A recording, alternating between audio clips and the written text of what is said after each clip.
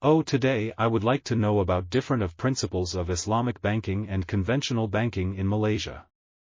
Let's do some research.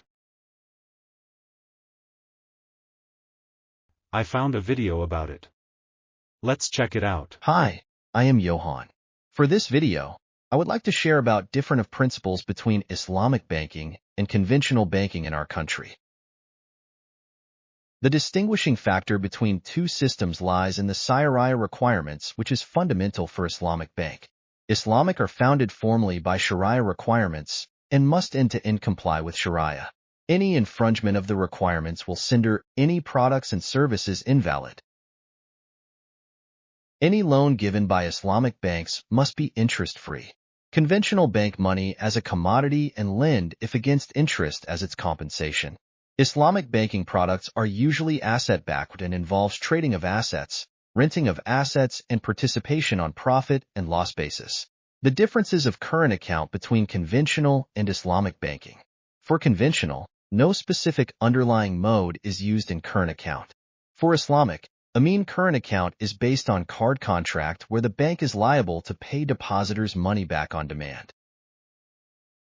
Differences of saving account. For conventional, it has no specific underlying mode in saving account. For Islamic, an investment for profit account governed under the rules of Mudarabah with an objection to provide return on the investment. Next, expenses are incurred in the process of purchase of asset are paid by the customer for conventional banking.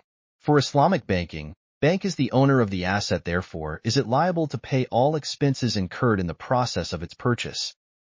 Moreover, are in the business of lending and borrowing money based on interest for conventional banking. For Islamic banking, are not lending institutes, but they work as trading or investment house. In addition, all types of industries are financed. Only businesses deemed illegal by the law of the land are not supported for conventional banking.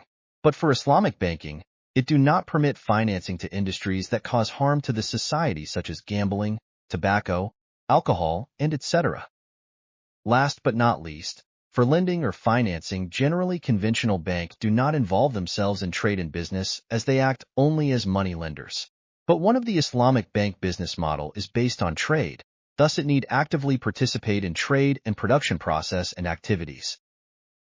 Ethical and professionalism in financial conduct for Islamic banking. First, prohibition of riba or interest. Ensures fairness by avoiding exploitation through high interest rate. Wealth should not grow unjustly at the expense of others.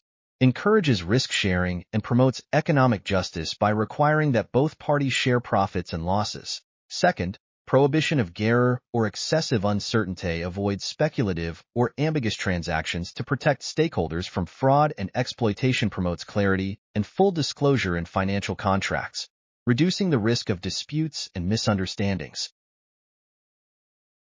Third, risk sharing, that is profit and loss sharing, encourages partnerships and mutual cooperation rather than transferring risks entirely to one party.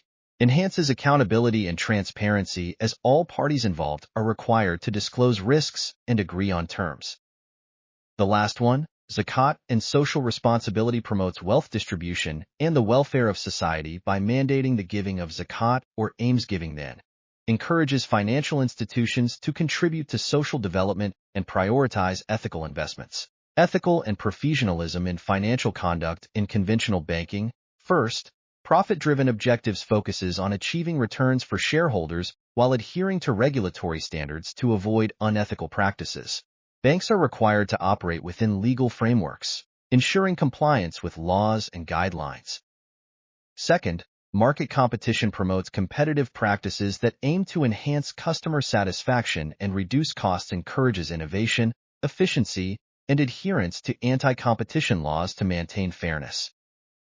Third, regulatory compliance protects consumers through laws like anti-money laundering, AML, and data protection regulations. Mandates strict internal controls and audits to maintain operational integrity.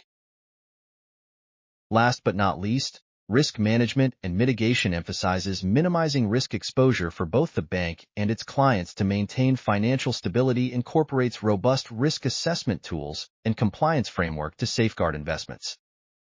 Ethical and professionalism in financial conduct for Islamic banking.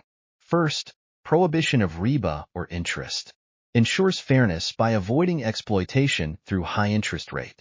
Wealth should not grow unjustly at the expense of others. Encourages risk sharing and promotes economic justice by requiring that both parties share profits and losses. Third, risk sharing, that is profit and loss sharing, encourages partnerships and mutual cooperation rather than transferring risks entirely to one party. Enhances accountability and transparency as all parties involved are required to disclose risks and agree on terms. Examples of banking practices demonstrating these differences in the Malaysian context. First, handling of late payments. For conventional banking, late payments incur compounding interest or penalties, adding to the borrower's debt burden. But for Islamic banking, late payments fees are not charged as a means of profiting. Instead, a ta'wid or compensation may be imposed to cover actual costs, or a garama or penalty may be directed to charity. For example, if a customer delays payment on a car financing agreement, a conventional bank would add interest charges, whereas an Islamic bank would impose a minimal administrative fee or direct penalty amounts to charitable causes. Second, investment activities. For conventional banking, bank invest in a wide range of industries and sectors, including those prohibited in Islam, such as alcohol, gambling, or interest-bearing bonds. But for Islamic banking, investments must comply with Shariah principles, ensuring they are in halal industries. Islamic banks have Shariah advisory boards to ensure compliance. For example, a conventional bank may invest in stock markets without restrictions, whereas an Islamic bank would only invest Shariah-compliant stocks, avoiding companies involved in prohibited activities. The last one, ethical principles. For conventional banking, primarily profit-driven, often prioritizing shareholder returns over ethical considerations, but for Islamic banking, focuses on promoting social justice and ethical financing. For example, Islamic banks often have zakat or charitable contribution obligations to support community welfare. Next example, Maybank, which operates both conventional and Islamic banking windows in Malaysia, demonstrates indifference. Its Islamic banking arm, Maybank Islamic, channels part of its profits into social projects, aligning with Shariah values. Wow, such a very interesting sharing from YouTuber like Bro Johan. Let's thumbs up for this video. Oh, almost forgot to click subscribe button, bell button also for notify me about sharing like this in advance. So, I think that much information for today. See you when I see you. That's all. Bye.